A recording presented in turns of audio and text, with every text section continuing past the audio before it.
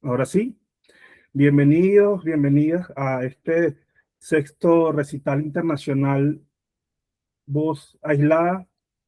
Es un ciclo que llevamos adelante desde el año pasado y que debe su nombre a ese gran poemario de la poeta venezolana Enriqueta Arbelo Larriba, y que precisamente es el nombre que le da forma a nuestra colección de poesía, a la colección de poesía del Taller Blanco Ediciones, la colección Voz Aislada. Y en ese marco hemos desarrollado este ciclo de lecturas que reúne a poetas en español, residentes en Latinoamérica y en Europa, con una forma de reencuentro en estas épocas.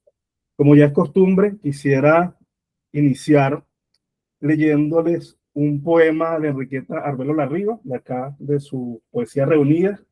Este es uno de los pocos libros que rescaté de mi biblioteca en Venezuela y que tengo aquí en Colombia. Y quiero compartir con ustedes un poema que ya es referente en la poesía de Enriqueta, que es el poema titulado Llegas. Llegas, tus ojos vienen firmes, gallardos, como las armas en los internos fuegos. Yo quiero ser sencilla como el hilo sin perlas, ágil como en la copa es la gota del borde. Yo quiero ser sencilla, pero tú me complicas, alzándome a una estrella trémula e invisible. Yo quiero ser sencilla y me colmas de quiebres, y soy un laberinto y mi clave se pierde.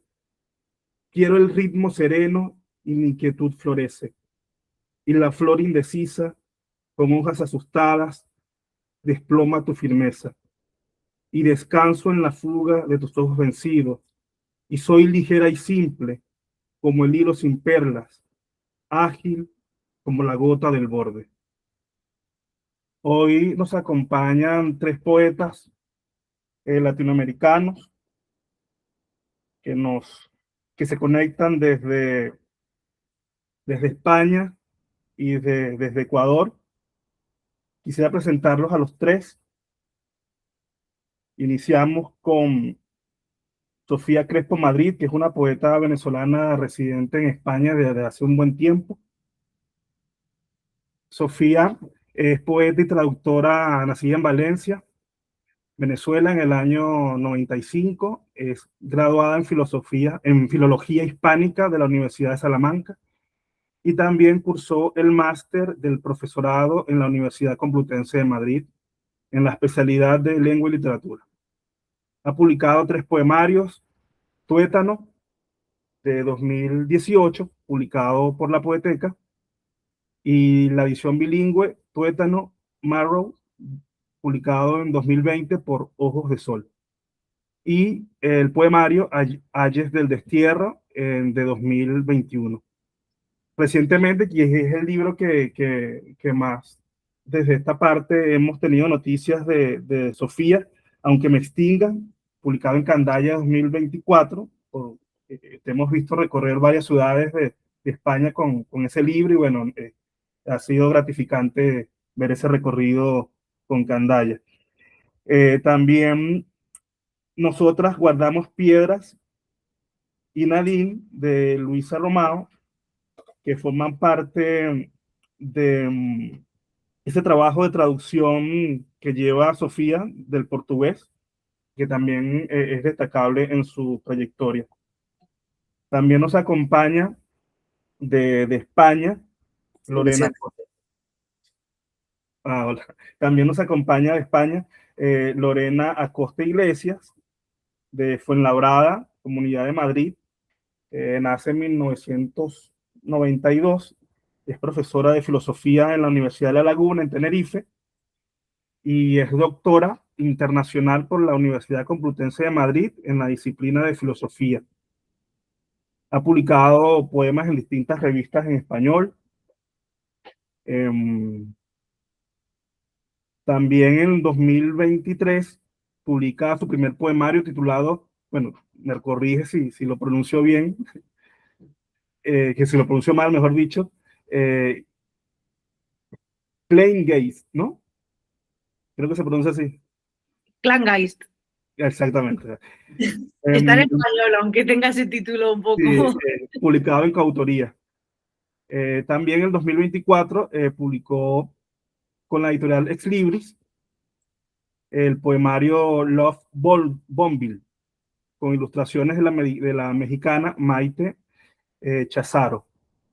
En febrero de 2025 salió publicado su último poemario titulado Llamada El Vacío, editado por Loto Azul Editorial. Y desde Guayaquil, Ecuador, nos acompaña el poeta ecuatoriano Luis Carlos Musó.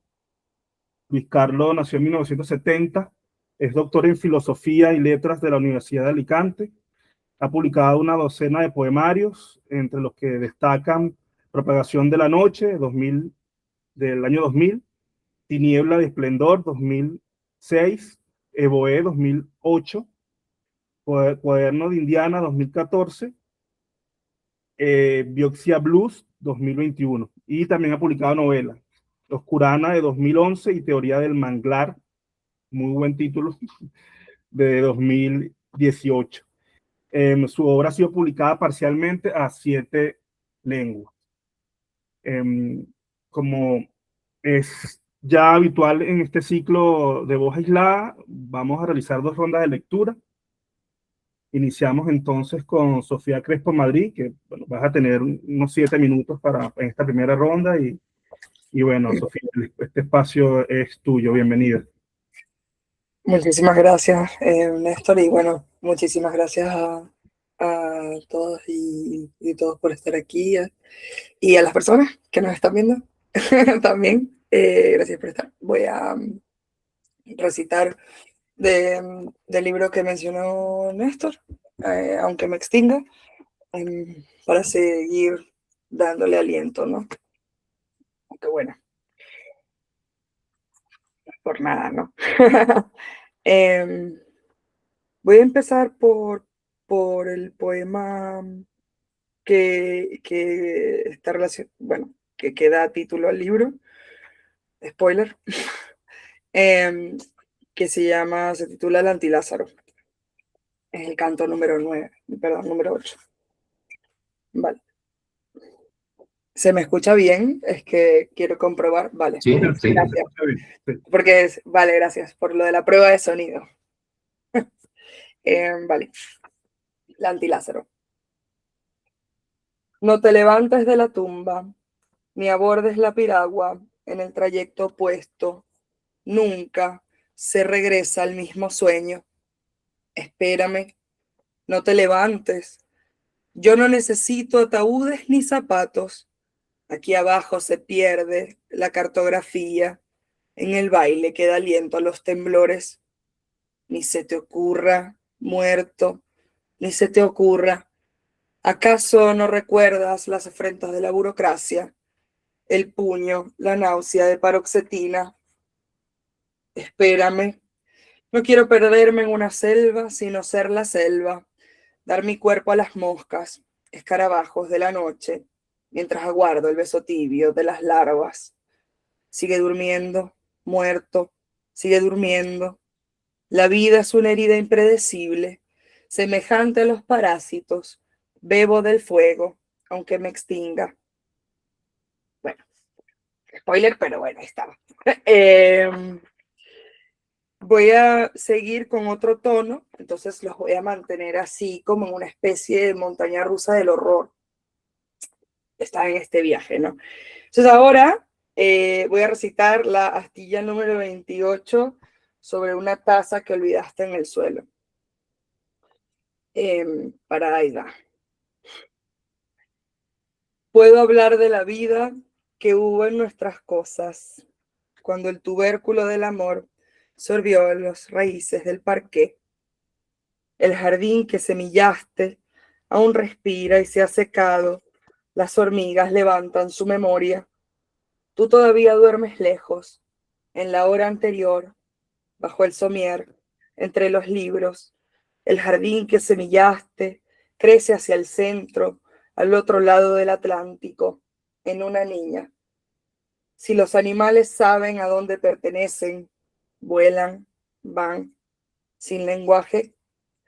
Si ellos saben a qué extremidad aferrarse en la corriente, nadan, duermen. Otro lenguaje. ¿Qué animal soy? Si escribo, me dirijo a vivir solo en tu cuerpo. Bueno, me queda todavía unos minutillos. Voy a leer un apunte. A este libro tiene apuntes que también son poemas. Es así de tramposo. Y bueno, voy a acabar con dos apuntes y así. Este es breve. Cómo el amor se extirpa y queda amor en la ausencia. Un hombre tiene una hija, una sobrina, un riñón, 2 hermanos muertos y queda amor. El cuerpo está cubierto, mas no cerrado. Y bueno, sigo con otro apunte. Algunas noches, al borde del miedo y la incertidumbre, me preparo para la ceguera. Practico el tacto, el secreto de las paredes. No es el lenguaje de las sombras, aunque me gustaría pensarlo. No es el idioma de las tinieblas. Es el sonido de lo que aguarda por las manos. Oscuridad, lenguaje que espera. Y bueno, me quedan unos minutillos todavía. Sigo. Ustedes me dan Sí, claro, continúa. Vale. Por si acaso me estoy pasando. La astilla número 15.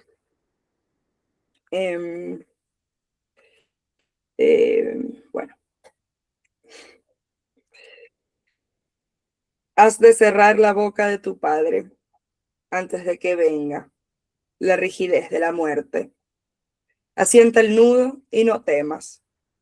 Ya no contrasta su temperatura. Es un hijo endurecido, pues el calor se aleja de las cosas. Presta tus manos, dijo Ulla. Has de cerrar la boca de tu padre. No temas. Está callado. Y me voy con bueno, me voy. Hasta la siguiente ronda, nos vemos. Me despido con la astilla número 11, que tiene una cita de un poeta venezolano, Reinaldo Peresó, infinito, eterno e inagotable. Y bueno, escribe Peresó, ¿quién me sufre esta silla? Astilla número 11. Soñé la pobreza de mi padre, sus lagartijas de piedra, el pelo de manzanilla en el altar que le hizo su madre 60 años después, junto a su hermano. Soñé con sus noches reposando la nuca en 2 zapatos, sin descanso, entre el calor de Maracaibo. Desperté rica, como él, llena de sol. Bueno, gracias. Gracias por escuchar cómo hacen los jóvenes. Gracias, Sofía, por esta primera intervención. Nos quedamos con 2 versos. Por ejemplo, aquí abajo se pierde la cartografía y oscuridad, lenguaje que espera. Interesante esa combinación y cómo asimila nuestra propia tradición de la poesía venezolana, ¿no? Tú naciste en Valencia y conoces muy bien a los poetas de esta región, bueno, entre ellos Reinaldo, obviamente, que es un referente para todos nosotros. Para mí fueron, o sea, son lecturas vigentes, no todo el tiempo vuelvo, no se agotan, ¿no? Tengo que volver a Reinaldo, a Teófilo Tortolero, por ejemplo, a Montejo, ¿no? O sea, bueno, y bueno, por supuesto, a Enriqueta, bueno, aquí vamos, hay que volver siempre. Gracias, Sofía. Gracias a ti. Continuamos con Lorena Costa Iglesias. Tienes la palabra, Lorena. Bueno, muchas gracias en primer lugar por la invitación, por poder estar aquí con ustedes. La verdad que me hace mucha ilusión. Y pues nada, voy a comenzar por leer 2 poemas del poemario este del título raro de Kleingeist, que está escrito en coautoría mano a mano, literal, con mi amigo Alexandru Iosif. Así que vamos allá. Ahí.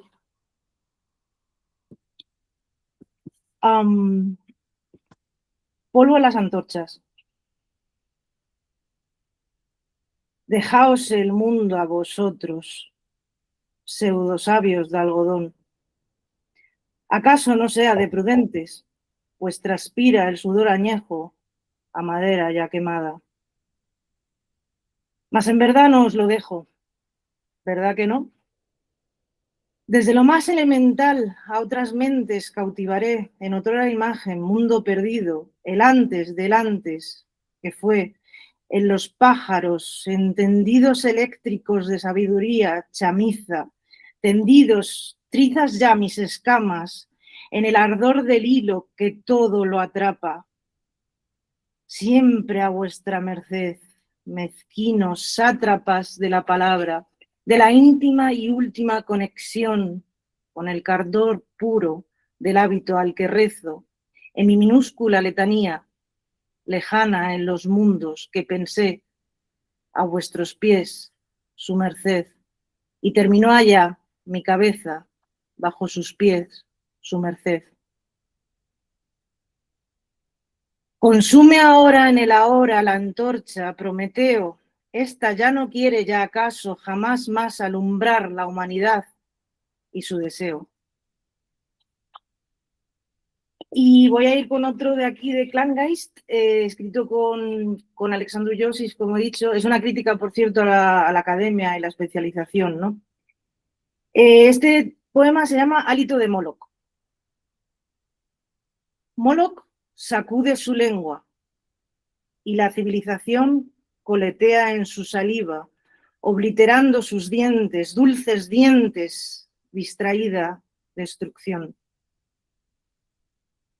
Moloch muerde el labio, digno abrir las puertas, saturar la garganta con más que sellos, insignias, luz quemada. Ciegos aquellos ante nuestra mirada, expectantes. La crisálida nuestra lengua dormita, satisfecha, allí. Una oleada de cucarachas abriéndose paso tras la tregua.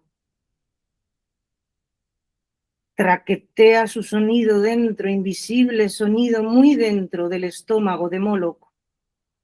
Los que aún respiran y no incuban de reojo nos simulan sombras de un futuro mejor. Y así encimas chapoteando somos dentro y fuera de la sopa de la cultura deglutida por Moloch, sus secuaces, nuestra propia invalidez, resignación, sujetándonos en abrazo mutuo. La danza del plegamiento finito siempre, no sin otro, sino sobre mí. Esperando el hálito que nos expulse, espere su sonrisa, aun cuando la venganza asome en el néctar de la flor a la que acudo y me alimento. Solo espero esperar sin antesala, tintinear la campana y poder permitirme pensar simplemente. Está bien. Te morirás de oxígeno propio a las afueras del dominio de Moloch, desterrado, enterrado, y está bien. No pasa nada. Nunca pasa nada.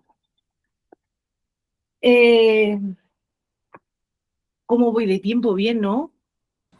Sí, sí, puedes leer un par más. Sí. Vale. Perfecto. Es que siempre una se siente como pesada a veces, ¿no? Cuando recita, como se mete en Sí, otro... uno pierde la noción, sí, nos pasa a todos, sí, claro. Bueno, pues por otro lado, ahora, si ese poemario lo publicamos en 2023, el de Love Bombing, que también ha comentado Néstor, que lo ilustró mi amiga mexicana Maite Chazaro, habla de la circularidad, ¿no? De las relaciones tóxicas, y ella acompaña una ilustración muy guapa en cada poema. Pues voy con ello. 7.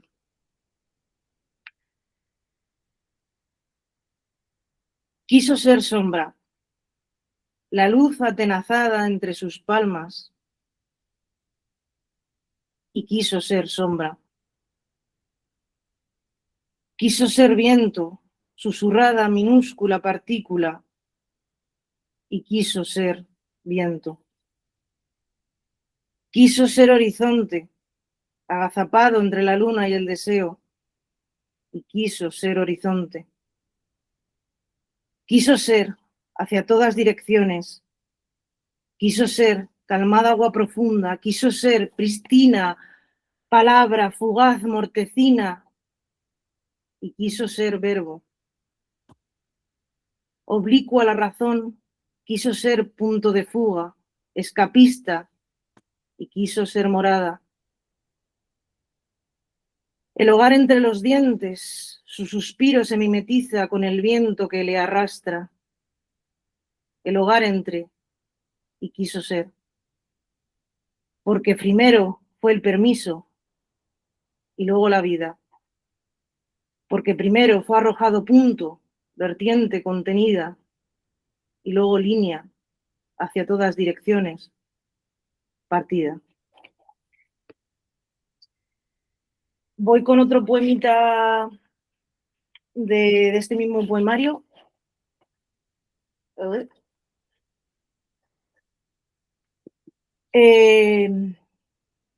Octavo, el siguiente. Fuiste sueño prohibido, furia contenida, fuiste olvido. Entre neblinas toqué tu rostro, tus pensamientos cortinas, seda de piel rozada, luz contra. Ciegamente, suspirada, fui contigo. Instante, cristal cortante, acontecimiento viscoso, molusco, de un manotazo al otro lado de la concha. Boca arriba tendidas las manos, siniestro techo, fondo, minúsculo, radar de rata, estómago siempre estomacal, amor sibilino. Proyectada lanza aquella que nos unía y atravesada. Fuiste sueño prohibido, fuiste olvido. Una calavera rebotante, mi dulce calavera en beso tenue, callada. Y por mi parte yo lo dejaría aquí en esta primera ronda también, así que muchas gracias. Gracias, Lorena, en esta tu primera intervención. Notamos esa continuidad con Sofía en cuanto al metalenguaje, en cuanto a esa pregunta que nos hacemos por el lenguaje y el mal, y la vinculación entre el lenguaje y el mal, los claroscuros, las oscuridades, el tema de lo gástrico en tu poesía, y especialmente me quedo con sátrapas de la palabra, ¿no? Creo que el autoritarismo siempre tiene sus primeras manifestaciones en lo verbal, y la poesía no es ajena a este tipo de expresiones. Continuamos entonces con Luis Carlos Musó. Luis Carlos, bienvenido desde Guayaquil. Tienes Gracias. La palabra.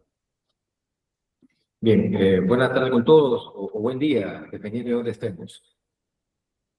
Esto es de Biopsia Blues, porque al fantasma de mis nombres deriva del fantasma de mi padre, porque soy adicto a estas palabras del moho que tacho a menudo, to read or not to read, palabras averiadas. Huesos de canela, huesos católicos, huesos aquí los puse cuando estuve hambriento, huesos de tinieblas luminosas, huesos enjaulados en el mar de tu sangre, huesos que soportan la poesía, huesos alucinados por colores imposibles, huesos que llevan dentro el germen de la demolición, huesos desportillados por el cansancio, que se agregan como perros calcinados en la playa, huesos que viajan a través de la sed, que te habitan en caída libre hacia el dolor. Gran varón de la cerveza, intenté engañar a una enfermedad marsupial, al dolor heráldico que se aloja en su vientre, como tierno engendro ponzoñoso. Desempañas el gaznate, punza el dolor, signo que cruje entre las cenizas de la orquídea. Me diste los palabras con que puedo escribirte, llévatelos todos, igual a señas de este milagro nuevo, que es la multiplicación de los puñales. Porque ese Dios que otorgó su venia a la vejez para exterminar el vigor de mi padre, ese Dios que se hace venerar, construir laberínticos templos con gárgolas de piedra pómez, que extrae revelaciones, incluso los cálculos renales, ese Dios que aniquiló a los suyos con la tormenta tropical, con el gas sarín, con el VIH, me empuja ahora a desconectar a los míos y me hace leerlo con compasión. Dios, a punto de ser bastiado en un albañal, silenciado por los cuásares de la noche, observo a ese Dios, perplejo, al arrancarle la máscara y hallar una duna de espejos. Dios que jamás fue Dios, Dios que jamás fue nada.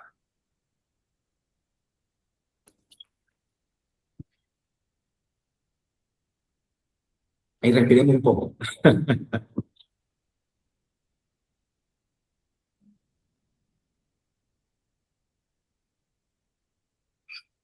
En realidad, cada uno de los poemas de este texto no están numerados ni tienen títulos.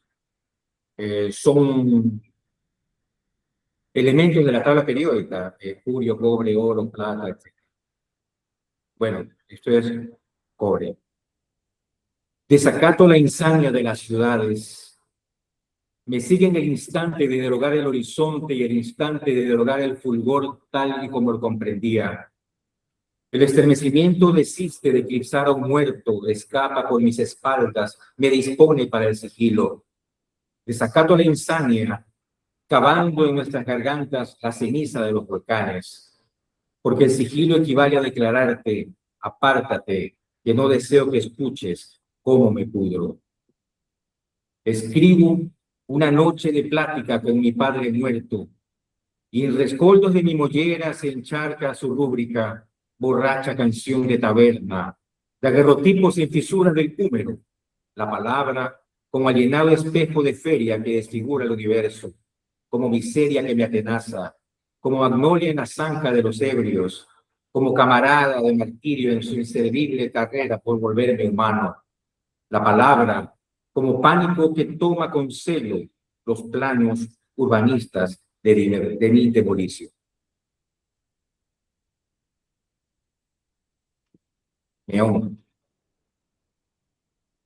Mientras te desvaneces, los señores de la guerra ocupan ciudad tras ciudad y las olas mecen el robledal tapiado durante su germinación.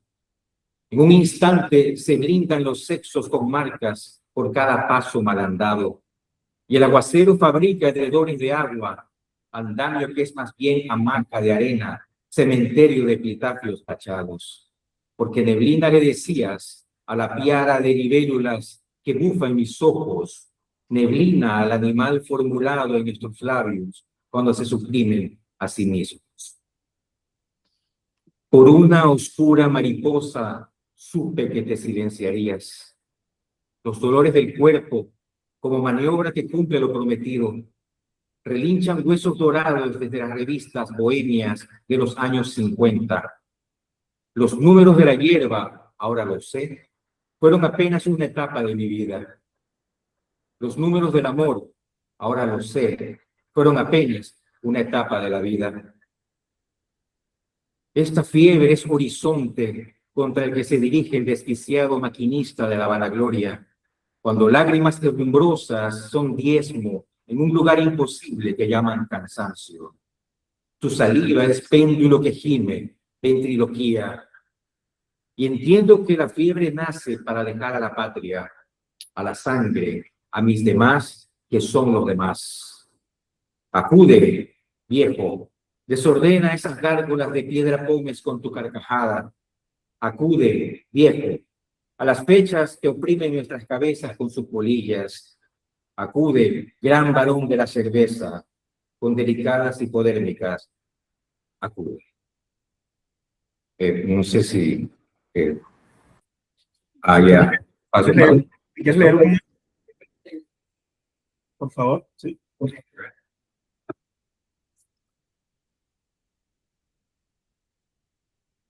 Bueno, esto es inédito. ¿Cómo será lo que lean la segunda tanda? Nada de lo que escribe, esto se llama Enciendefuegos. Nada de lo que escribo se parece a la noche, y todo lo que escribo se parece a la noche. La raza melancólica pasa inadvertida como barco fantasma que atraviesa, en tiempos que no existen, la bruma americana. Porque divulga su médula en tanto dique de luz que cae de bruces sobre tardes achatadas en los polvos.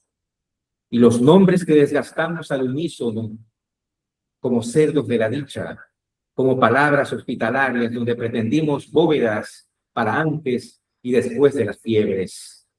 Y en el jardín del dolor quebramos miles de botellas contra el vacío para inaugurarlo en una ceremonia de botamiento con palomas de carbón hecho celliscas. Gracias, Luis Carlos. Sí, en la muestra que nos ofreció Lorena veíamos la presencia del lenguaje y el mal. En esta primera muestra de Luis Carlos podemos también entrever ese vínculo entre el lenguaje y el dolor, o entre el lenguaje y la pérdida, ¿no? Y es interesante estas recurrencias entre nuestros poetas de esta tarde, noche, que insisten en el lenguaje y los vínculos con las dolencias o con las pérdidas o con las oscuridades de la existencia. También destacamos la imagen del padre, que es otra imagen que pudimos notar en tu poesía, que es fundacional en la poesía en general en español. Creo que no se concibe la poesía en español sin recurrir a la imagen del padre para celebrarla o para cantarla desde la muerte o para ofrecer algún tipo de reclamo.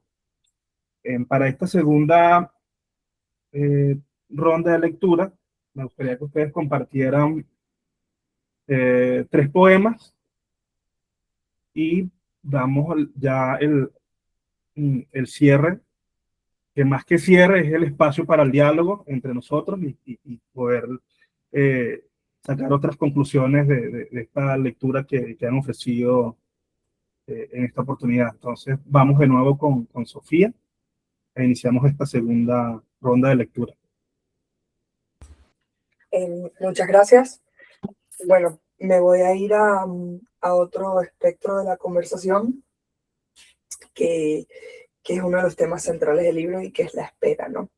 Y la violencia invisible de la burocracia. Entonces, bueno, estos 3 poemas van a estar relacionados con ello. Canto primero, si empieza el libro, y voy a seguir cantando. ¿Quién, si yo gritara, me oiría desde las cortes judiciales? Por el canto recorrí los caminos de la fiebre, entre las fosas de las carpetas, el modelo 720, 090, 035, en la oficina donde se tramita la solicitud de la solicitud, sobre el cuaderno explayado, país de procedencia, ninguno, con copia compulsada de mis obsesiones. Yo quisiera un antecedente ahora mismo, un rastro de las venas que quise dejar frente a la puerta cerrada del boletín oficial del Estado. Ningún ministerio me impidió asistir al prodigio del amor, ese espasmo breve, aunque en el buzón tardaba tu mano, la que no llegaba nunca, para empujarme hacia la vida. Bueno, y luego voy hacia el final del libro con pensaba que se acaba el... Y el canto número 13 y el 14, y me despido. Canto número 13. 13. Yo, que de niña pensaba que la vida era larga, ingenuo ante las esquinas de las expedidas, forzadas por las fronteras, las amigas imaginarias del odio. Sé ahora de algunas, las más mías, las que recorrí por caminos invisibles, contra los senderos de la ansiedad del siglo, las que me empujaron hacia la tierra para enraizarme en la risa. Llegamos más abajo, contra el silencio administrativo, a favor del baile, del roce, de la fricción, y descubrimos el deseo que repta hacia el centro. El amor no resucita porque es ahora y siempre y no puede ser después. Somos un río que busca el origen de su sed. Está aquí, en nuestro canto. Y bueno, ya me despido. Y bueno, el libro termina con esto, a eso me refería con el colofón. Lo voy a leer.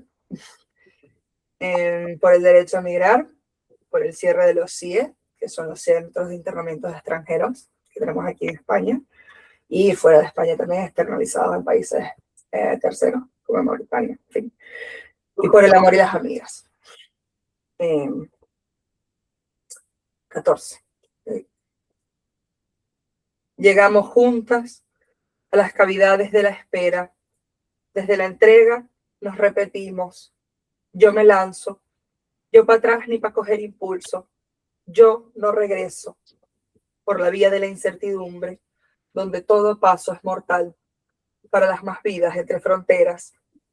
Rechazamos toda verticalidad, con que de Newton somos hijas, hijos, hijes, y sin huesos el cayó de una madre, de otra palabra, todavía sin sonido. Yo me arrojo ahora, por los bordes del dolor ya limados, por amor a la pena transformada. Aquí seré libre intentando el lenguaje que aún no tengo, porque el destello cabe si llueve. Bueno, gracias. Gracias, Sofía. Gracias por escucharme. Ahora continuamos contigo, Lorena. Vale, pues en esta segunda tanda voy a escoger dos poemas del último libro de La llamada del vacío y luego uno inédito.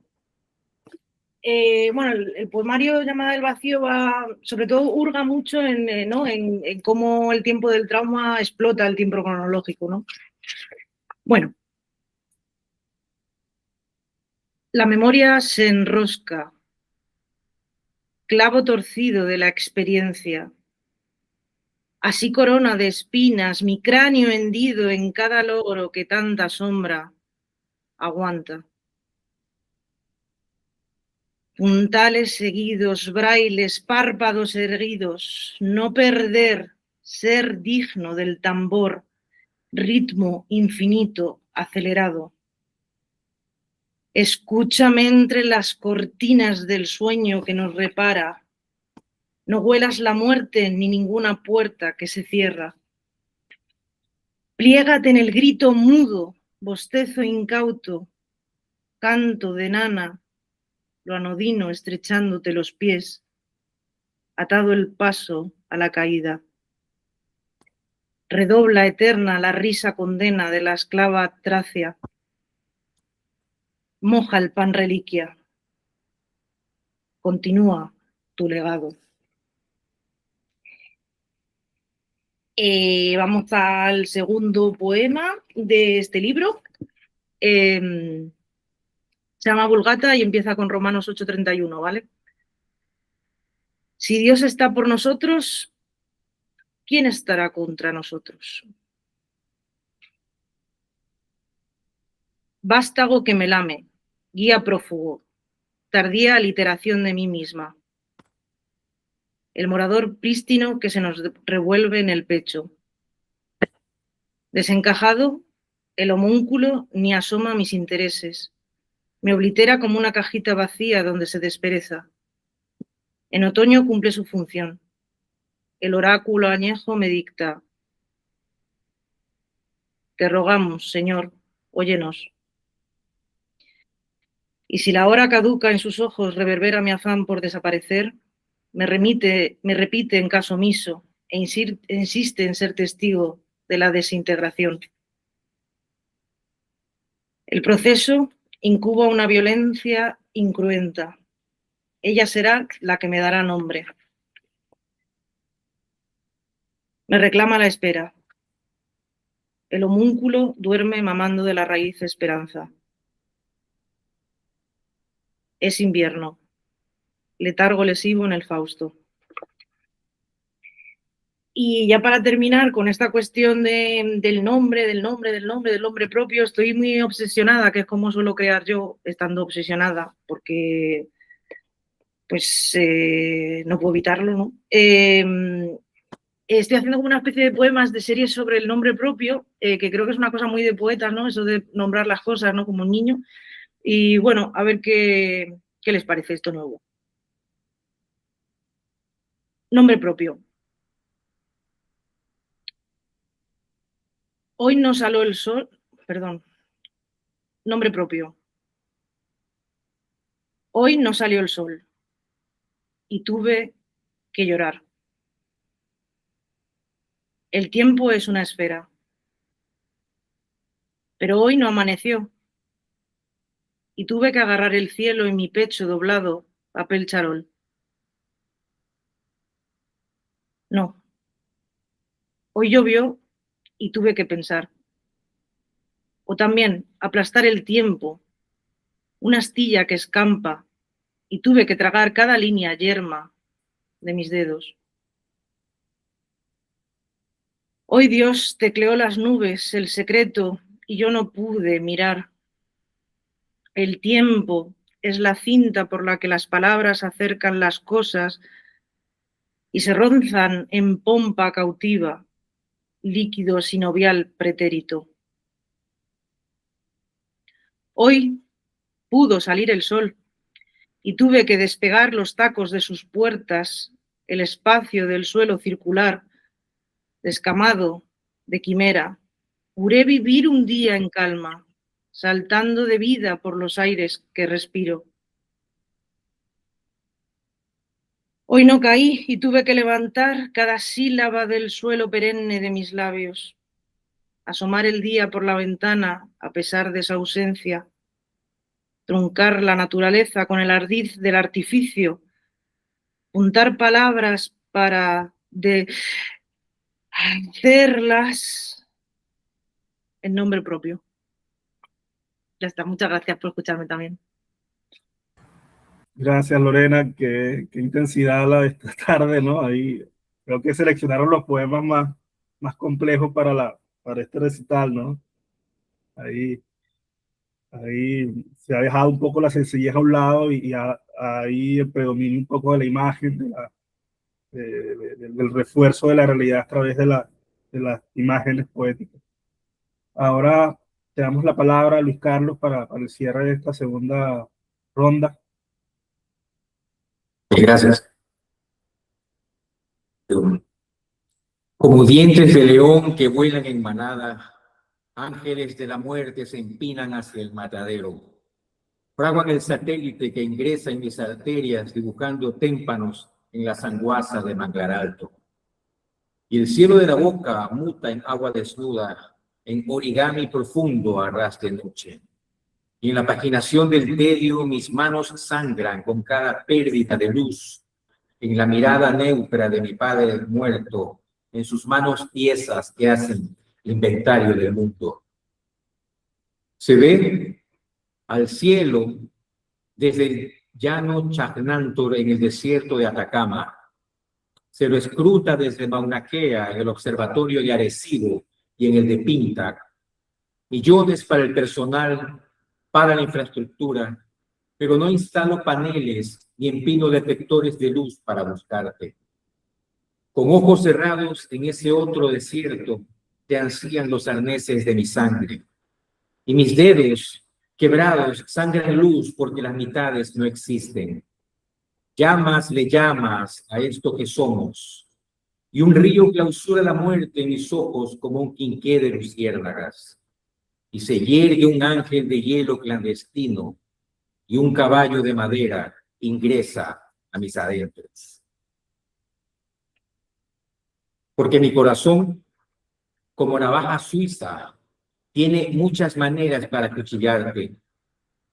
Porque mi corazón, como último modelo Tesla, se vuelve cada vez más autónomo y ensaya sus periplos por el mundo. Porque mi corazón, como la victoria de Samotracia, sobrevive sin brazos y sin cabeza, pero amarrado en su pedestal para evitar la derrota. Porque mi corazón, como oscuro museo de cera, acoge una galería de figuras yertas. Porque mi corazón, como un montaje de insectos, se puebla con mariposas ensartadas con alfileres. Porque mi corazón, como brújula averiada, no conoce más el norte. Porque mi corazón, como en las meninas de Velázquez, es un perro que pareciera estar vivo. Y para ya despedirnos, mi voz dentro de ti se agita pautada, pero nuestras voces se oponen como bestias heráldicas, como ataúdes aparcados en los soportales. Mi voz dentro de ti quisiera ondear infinita, tornar a las serpientes de tu cabello en lenguas histéricas, pero pienso el amputado nombre de mi país, oscilo el mío con amuletos esquizos en letrinas cavadas durante el invierno. Y las estrellas nos infestan en lenguas forasteras, relinchando el pómulo, porque en la peste está la dictadura de la pleamara, la negrura en la que atracan navegantes ciegos, porque en el pantano anegado de cuerpos está el amor. Va tras él como escarabajos tras su bola de estiércol durante la ansiedad. Y el colofón. Y en una noche degollada por la luz, un ángel ciego posa el dedo índice en sus labios ligeros como el cráneo de un colibrí. Junto al libro donde una manada de bisontes arrasa nuestros susurros de coral de cobalto, posas la mano sobre estos labios suficientes, temeroso, igual que ante el corpulento percherón que brota de nuestra confianza, la derrota también, estrecha como espolones de una mantarraya surcando el idioma. Gracias. Muchas gracias, Luis Carlos, Lorena, Sofía, por esta muestra poética tan amplia, tan diversa y tan intensa, ¿no? Ahora quisiera que dediquemos unos 10 minutos finales para 2 o 3 preguntas de los asistentes que quieran ofrecer a nuestros poetas de esta tarde. Abierto el micrófono para que puedan compartir esas preguntas. Hola, Hola, José Manuel, hola. ¿qué tal? Buenas tardes, noches. En primer lugar, bueno, gracias a todos por aceptar la invitación a este encuentro, esta reunión. Siempre, a pesar de este formato ahora que se plantea a través de la pantalla y de lo virtual, pues bueno, no deja de ser un encuentro siempre donde la palabra nos congrega, ¿no? Y nos consigue de alguna u otra manera.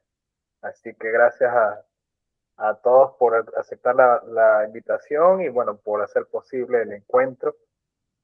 Yo quería, bueno, un poco reflexionar sobre el tema que nos inquieta a nosotros, sobre todo en el caso de Venezuela, el tema siempre de la poesía migrante, por llamarla de alguna manera, la poesía migrante o la relación de la poesía en la diáspora, como se le ha denominado en los estudios literarios, y también cómo, bueno, se afronta eso. Acabamos de escuchar a Sofía leer algunos de sus poemas al respecto, y bueno, obviamente pues es inevitable en el caso de nosotros, bueno, Néstor también, y sobre todo los que nos ha tocado un poco, bueno, en carne propia vivir eso, ¿no?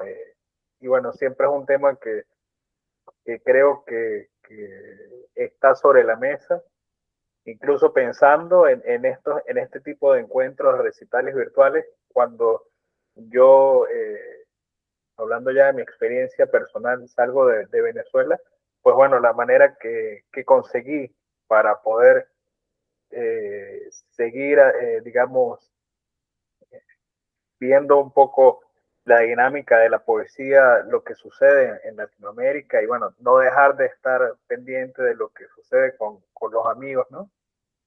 Pues la posibilidad que se abre es la posibilidad de lo virtual. Es decir, que ya la poesía, pues bueno, lo hemos comentado, deja incluso, migra de soportes, migra de estados o de estadios y bueno, ahora pues se hace a través de esta dinámica de lo virtual que no deja de ser a veces fría, a veces un poco extraña, pero que entra dentro de ese tema o dentro de ese aspecto de la poesía, incluso de la migración, ¿no? Estos ciclos se originan a partir de esa, también es decir, cobran sentido gracias a eso, ¿no?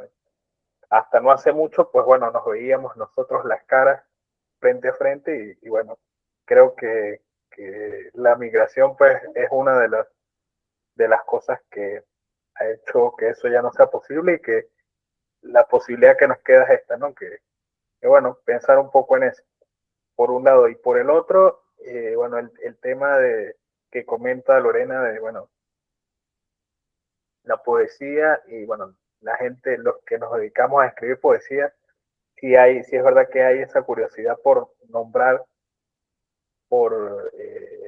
las cosas, ¿no? Nombrar lo que nos rodea. Creo que, bueno, es una, a mí siempre me ha interesado también ese, ese asunto, ese tema de cómo la poesía, pues, surge para nombrar, ¿no? Para fundar un lenguaje y para fundar es decir, lo que nos rodea, ¿no? Para crear mundos. Y bueno, qué mejor ejemplo que las poéticas diversas y diversas en temáticas y en inquietudes, que lo que acabamos de escuchar. Así que muchas gracias a todos.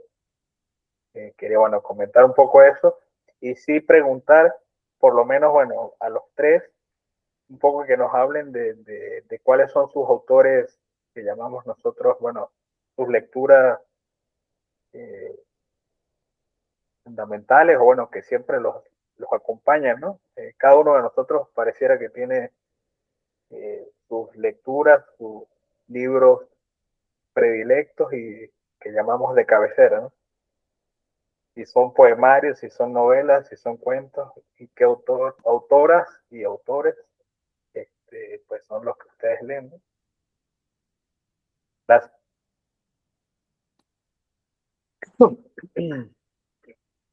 ¿Quién quiere empezar, yo? O sea, que no sabía si vamos a seguir respetando la dinámica. Bueno, refiriéndome a la pregunta más reciente, sí, o sea, sí que siempre uno vuelve, ¿no? A ciertos autores y para no hacer la lista muy larga, me ha saltado de repente a la cabeza de una, me ha saltado Emily Dickinson, me ha saltado a la cabeza Rilke, porque bueno, es como mi autoayuda también, me habla, me consuela, acudo en las madrugadas inciertas. Cadena también es un autor muy importante para mí, Szymborska, y bueno, ya podría seguir, soy aburrida. También. O sea, entonces voy a parar eso, y bueno, casi todos esos son poetas, ¿no? Pero es verdad que, bueno, de narrativa diría una novela la que me hace sentir muy bien es Matadero 5. Me hace sentir muy bien, la verdad, me ayuda también. Y vuelvo, y bueno, nada. Ahí eso sería. Y Sobre el comentario tuyo, José, yo creo que, por lo menos yo, sí que es verdad que eso, intento pensar que le pertenece a la crítica, ¿no? O sea, yo o sea, encajarlo, ¿no?, en las literaturas como diaspóricas, porque para mí, yo intento como también, por ejemplo, como escuchamos a Lorena, ¿no?, también para estar de paso también es nuestro, o crecer, ¿no?, nuestro exilio, ¿no?, nuestro tránsito. Y quizás si fuésemos más conscientes de ese tránsito, pues, pues igual no estaríamos tan tontos, ¿no? Pero bueno, sí que si fuese por mí, abolición de la literatura nacional, entendida como tal, ¿no? O sea, además que creo que las poéticas se retroalimentan y crecen y son como ecosistemas y orgánicos y mutan. O sea, no podemos pensar en el modernismo sin los franceses y en España no se puede pensar sin los hispanoamericanos. O sea, como que todo este viaje, ¿no?, de traficar libros, de si Blandiana no leyera Cioran porque alguien le manda una maleta. O sea, ese tipo de cosas que siempre hemos intentado como cruzar esas fronteras. Creo que el lenguaje hace precisamente eso. Entonces, como que yo intento no encasillarme ahí, pero es verdad que, por ejemplo, a mí me invitan siempre desde ese lugar, ¿no? Y no como Sofía Crespo Madrid, ¿no? Solo para invitar a la provocación, es lo que quiero hacer aquí, en vez de estabilizar la discusión.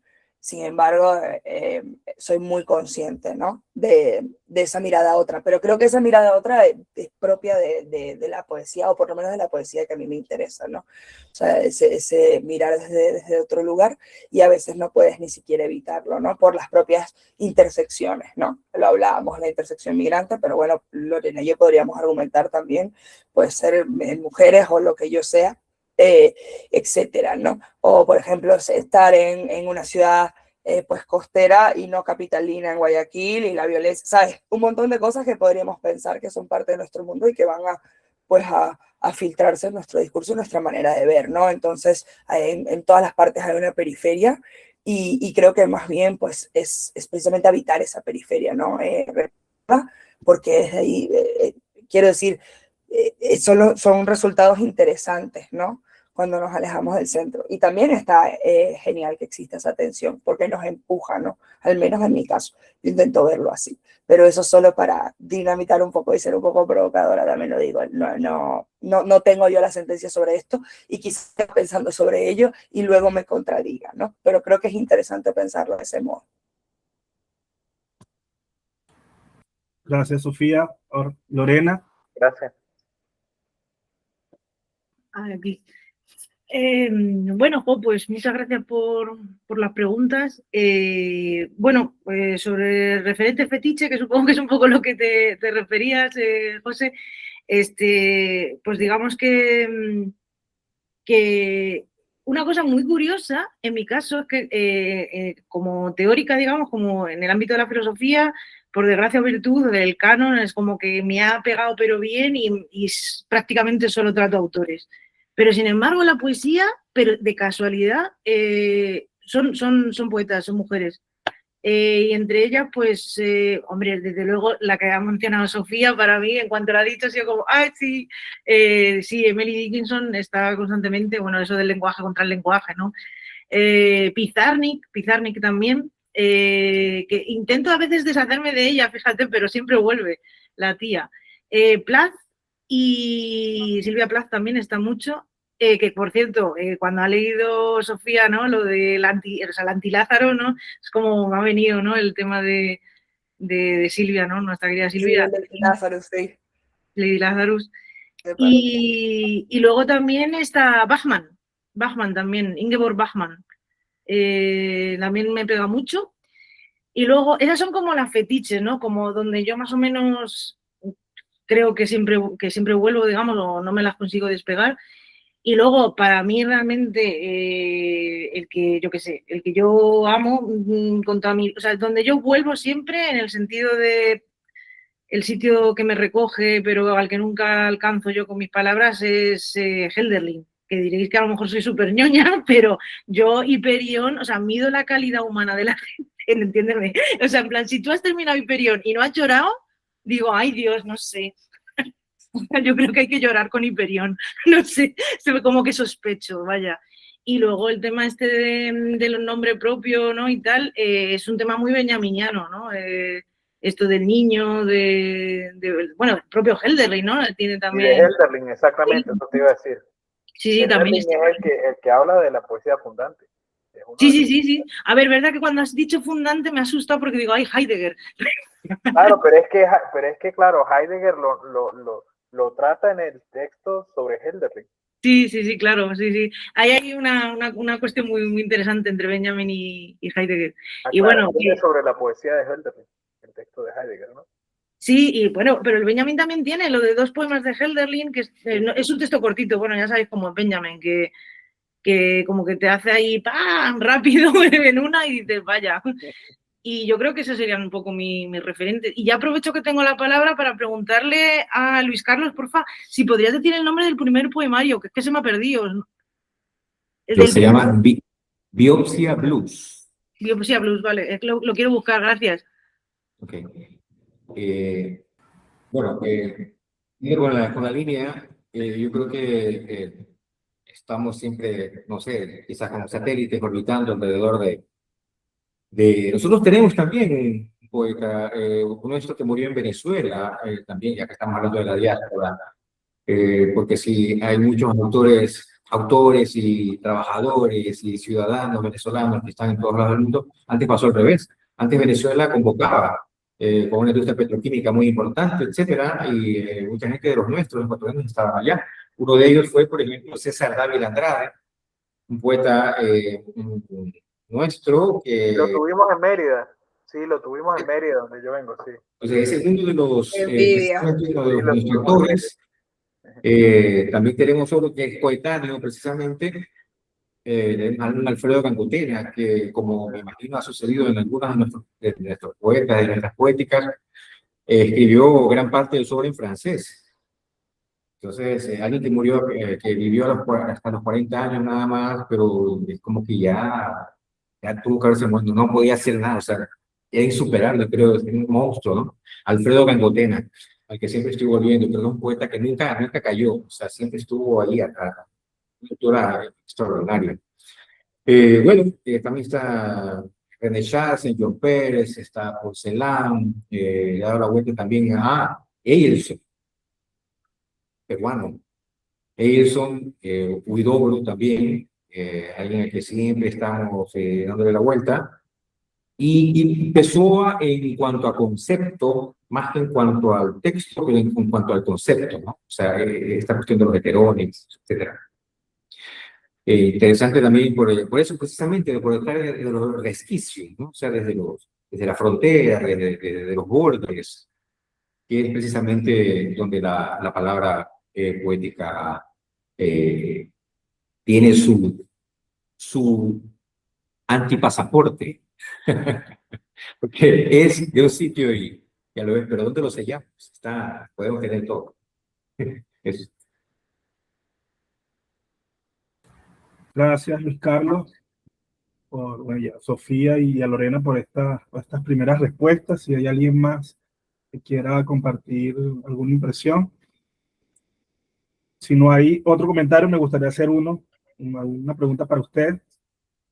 Una directamente para Sofía y otra eh, personalizada también para Luis Carlos y Lorena, ¿no? En el caso de Sofía, me gustaría saber cómo ha sido tu experiencia eh, al traducir desde el portugués, precisamente en España, cómo ha sido tu traducción, tu trabajo como traductora. Y es interesante porque el trabajo que hace Sofía también se alinea muy bien con jóvenes traductores venezolanos de la diáspora, nacidos en los 80 y en los 90, ¿no?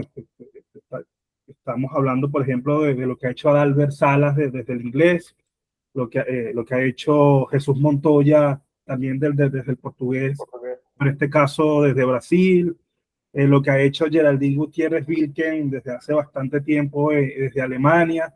O sea, en el caso lo que estás haciendo tú, Sofía, desde el portugués, hay un grupo de traductores, de poetas traductores venezolanos que están muy activos en este sentido. Y en tu caso, bueno, me gustaría saber cómo ha sido tu experiencia como traductora de portugués.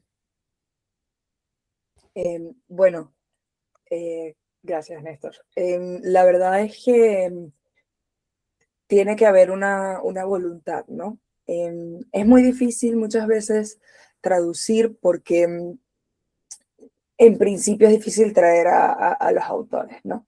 Entonces, y tiene que haber una voluntad, ¿no? De apostar pues eso, por alguien por una traducción y por una lengua extranjera y por esa imposibilidad. Y aún así, insistir. Entonces, en mi caso, hasta la fecha han sido 3 libros. Uno de Carla Carvati, que ella es de Belo Horizonte, pero vive en Galicia. Y otros 2, bueno, se llama Todo tocar es una canción. Bueno, esa es mi traducción. Todo tocar es una canción. Pero bueno, y luego, lo curioso, esto lo menciono porque ahora con el de Luisa, y así también te cuento de cómo es traducir, en este caso, los de Luisa Romão, ella ya es más conocida en Brasil, tiene un premio bastante importante, y de Luisa he traducido 2 libros. El primero es También nosotras guardamos piedras, y ahora explico por qué le falta el aquí, y Nadine, ¿no? Y en este caso han sido todos publicados en una editorial independiente, que se esfuerza mucho, ¿no? Porque, bueno, la poesía hay que apostar por ella, ¿no? Y en este caso, imagina, pues poesía de una obra que reside en Brasil, ¿no? Y bueno, necesitamos una subvención y fue posible, ¿no? Porque, claro, tiempo y material, todo lo que, Néstor, tú conoces muy bien, la industria del libro, todo lo que hay en la cadena y en lo que implica, ¿no? Hacer un libro. Entonces, bueno, lo curioso del libro de Luisa fue que en vez de llamarse Nosotras guardamos piedras aquí, pues como ella está aquí y el libro se edita acá, pues le hemos quitado el aquí. No tendría sentido, ¿no? De alguna manera. Y bueno, eso fue conversado con Luisa, ¿no? Y de hecho lo interesante de esta traducción también es que Luisa metió nuevos poemas. Entonces ahora la traducción es un organismo diferente, porque es distinto al libro original. Supongo que los publicará y los editará, pero hubo un momento donde eso existía. Y nada, creo que es un trabajo, bueno, que a mí me gusta mucho. Yo sigo mucho la escuela de Adalbert, por decirlo así. Yo lo admiro un montón y a Jesús también. Y Adalbert habla de una traducción calibánica, ¿no? Y en este sentido se refiere pues bueno, dar ya por hecho que no hay una, pues como versión fiel, literal, réplica, sino que más bien te la vas a devorar y hacer otra cosa, ¿no? Y por ejemplo con Luisa, ella en su libro hay un momento donde tiene una canción, me veías a mí ahí con los acordes y viendo qué hacía, porque de verdad tenía acordes y todo esto, ¿no? Funcionara en español, ¿no? Y otras cosas, porque tiene distintos formatos. Ella es una poeta con muchísima atención a la oralidad, entonces eso, pero también muy mía, porque si no, ¿para qué le voy a traducir yo? Quiero decirlo. Entonces, por un lado, también en ese sentido me tomo muchas libertades, pero creo que eso es lo divertido, ¿no? Poder jugar de esa manera, intentar aproximar y pues crear algo juntas también. Perdón por el rollo, pero bueno. Gracias. Gracias, Sofía. Compartí en el chat una reseña que escribió J.B. Román sobre Nadine. Y ahí, bueno, pueden conocer más sobre el trabajo de traducción de Sofía y sobre un poco el argumento de esta obra. Está para que conozcan más sobre esta traducción de Sofía. Ahora, con Luis Carlos y Lorena, tengo una pregunta una misma pregunta para ustedes dos. Ambos tienen formación doctoral en filosofía y pues ya han comentado o han esbozado en la pregunta anterior a algunos autores que se han acercado, algunos poetas, algunos filósofos que se han acercado a la poesía. Y me gustaría saber qué piensan ustedes sobre el, el pensamiento en la poesía. O sea, cómo es ese proceso de pensar en el poema partiendo de lo que ustedes han asimilado desde su formación académica en filosofía. ¿Cómo pensamos el poema? ¿Cómo se piensa en el poema más allá de las imágenes que se desarrollan, ¿no? ¿Cómo es el pensar poético para ustedes?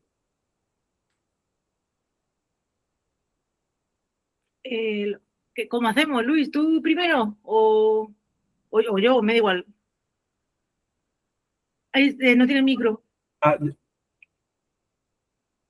No tienes micro, Luis. No se te escucha. Bien, ahí sí. Sí, bueno, que no tengo problema en respetar el orden o ir pensando ideas, ¿no? En realidad creo que ha sido siempre una especie han sido vecinos, ¿no? Estos dos discursos, el discurso del pensamiento y el discurso de la poesía, los discursos que son los que a fin de cuentas van a quedar.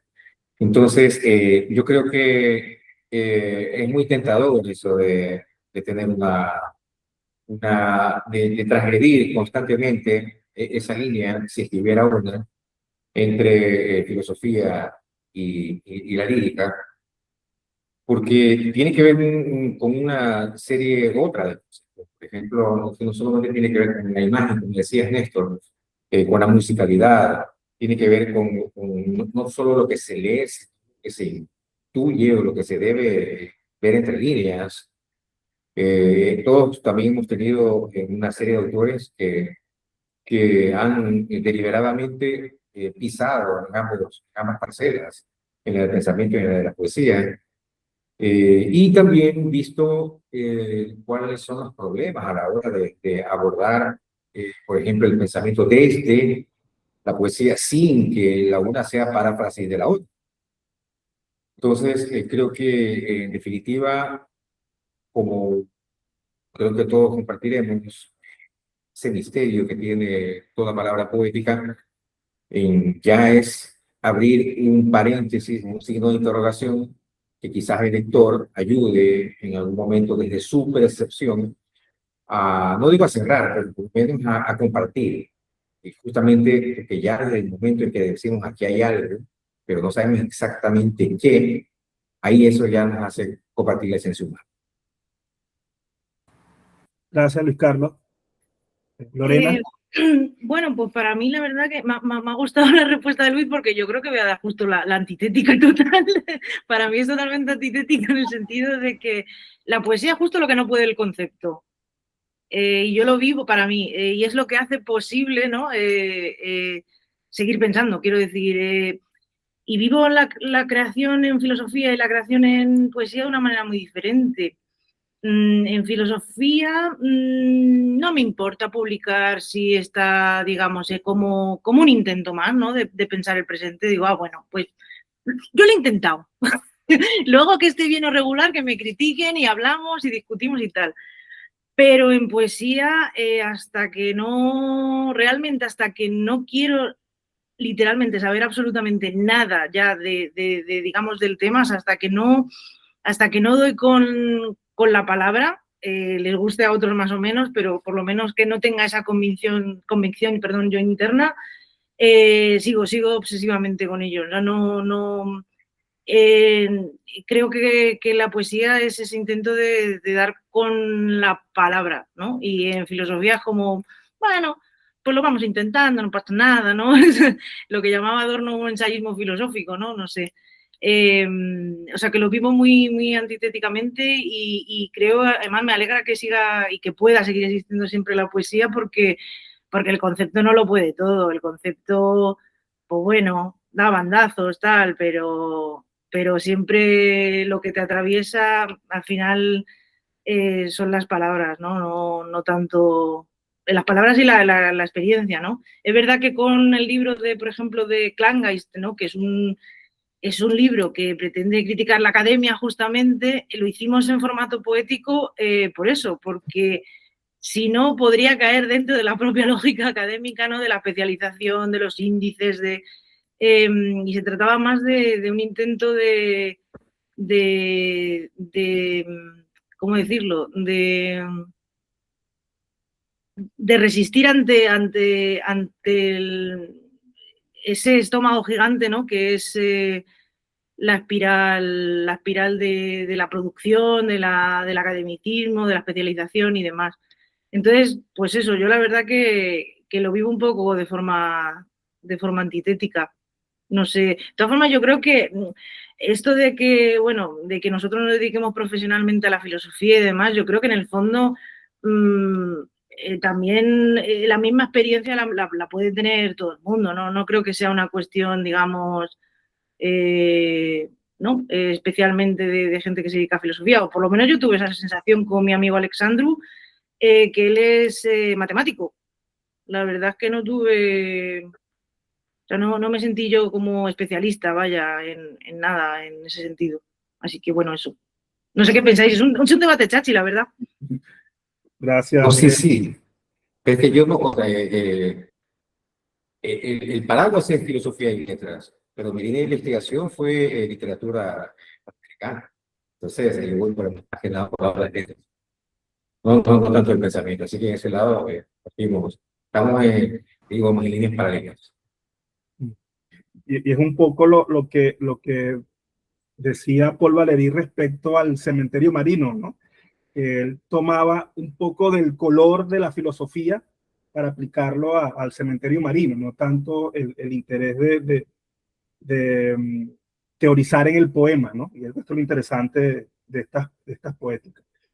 Ya nos toca finalizar esta jornada de hoy. Lo interesante de este tipo de encuentros es, primero, escuchar a los poetas desde sus propias voces y también aprovechar la parte formativa, que tienen que decir los poetas también sobre el oficio, sobre sus